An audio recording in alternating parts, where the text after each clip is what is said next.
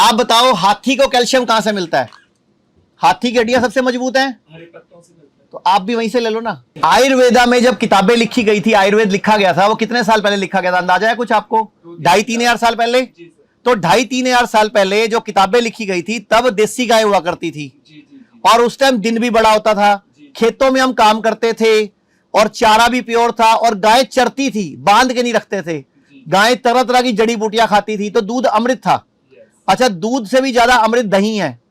अब मैं आपसे एक सवाल पूछता हूं, गाय पर कहावत है, गाय हमारी, और भैंस पे क्या, अकल बड़ी के गई भैंस, काला अक्षर जिसकी लाठी भैंस के आगे।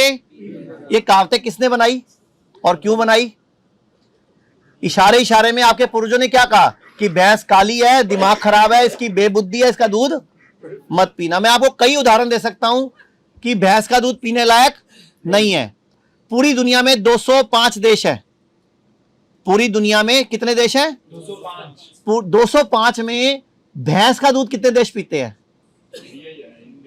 एक इंडिया, नंबर 2 पे श्रीलंका, नंबर 3 पे पाकिस्तान। इसके अलावा कोई नहीं पीता, और डेनमार्क वाले नहीं पीते।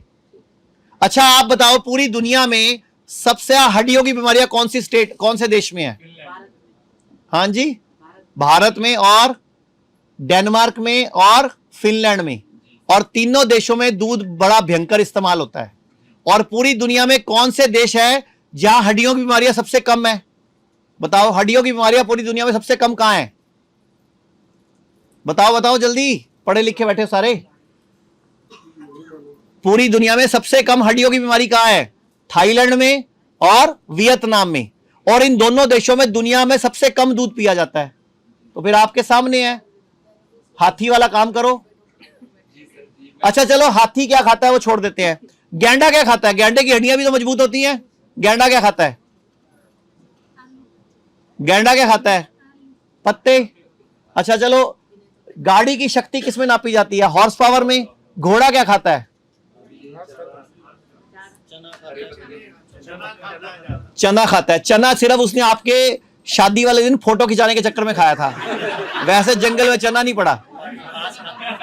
घोड़ा घास खाता है, चना सिर्फ वो घोड़ी, और वो घोड़ा नहीं होता, वो भी घोड़ी होती है एक्चुअल में।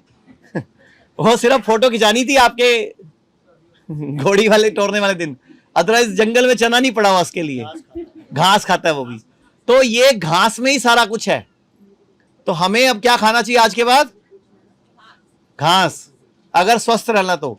व्हीट ग्रास सुने ना, व्हीट ग्रास? व्हीट ग्रास क्या है? गेहूं की घास ही तो है। अच्छा, लेमन ग्रास क्या है? वो भी घास है। अच्छा, हमारे घरों में जब पूजा होती है, कौन सी घास पूजी जाती है? तो वो पी भी सकते हो, खा भी सकते हो। अच्छा, पूजा कर ली उसकी, लेकिन ये नहीं पता, अगर किसी को बुखार हो और उसको दूब घास उबाल के पिला दी जाए, 3 से 4 घंटे में बुखार उतर जाता है। आप करके देखो ना। गिलोय, गिलोय क्या है? गिलोय भी तो गली गली में उगी हुई है, वो भी एक तरह की घास ही है ना, अलग तरह की। वो भी गली गली में, वो जड़ी बूटी कितनी मशहूर है वो गिलोय। बुखार में कितनी इस्तेमाल होती है। गिलोय का काढ़ा पीते हैं लोग, गिलोय घनवटी खाते हैं, गिलोय का जूस पीते हैं। तो सारा कुछ हरी सब्जियों में ही है सर।